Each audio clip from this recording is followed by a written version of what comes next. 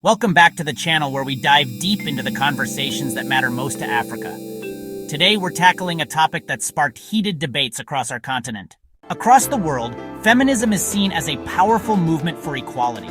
But in Africa, the conversation is complicated.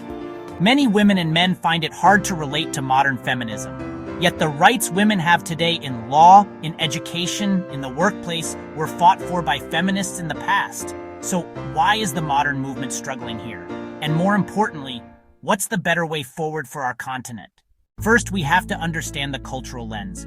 Africa is not a monolith, but across many nations, tradition is deeply woven into identity.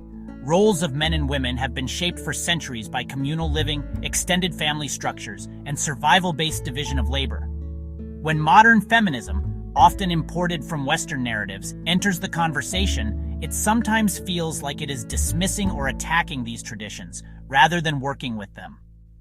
For many, it's not just about equality, it's about protecting culture. Modern feminism often centers on individualism, online activism, and language that doesn't translate well into rural realities. While hashtags trend in the cities, a woman in a small village might still walk kilometers for water or face forced marriage. For some African men, modern feminism is perceived as hostility rather than partnership. For some African women, it's seen as impractical, addressing issues that feel far removed from their daily struggles. But here's the truth. The rights women enjoy today, voting, going to school, owning property, protection from certain abuses, didn't appear out of nowhere. They were fought for. And yes, many of those battles were led by women we would now call feminists. Yet despite progress, women across Africa still face gender-based violence, wage inequality, and barriers in politics and leadership. The suffering doesn't stop, but our outrage seems to appear only when a viral incident hits the news. So, if modern feminism isn't connecting, what's the alternative? We need African-centered gender advocacy, movements rooted in our realities, spoken in our languages, and framed within our cultural values. Change must involve both men and women. It must happen not just in courtrooms and conferences, but in villages, churches, mosques, markets, and schools. We need year-round action, not just trending hashtags.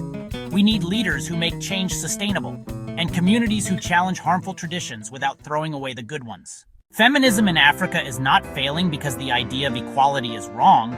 It's failing because the way it's delivered often ignores the heartbeat of the continent. If we want real change, we must meet our people where they are, not where the internet is. Because the fight for women's rights is not a Western fight, it's a human one. And Africa deserves its own voice in that fight. Your voice matters in this conversation. If this video made you think, hit that subscribe button and ring the bell for more conversations that matter to our continent. Let's keep building Africa's voice together. See you in the next video.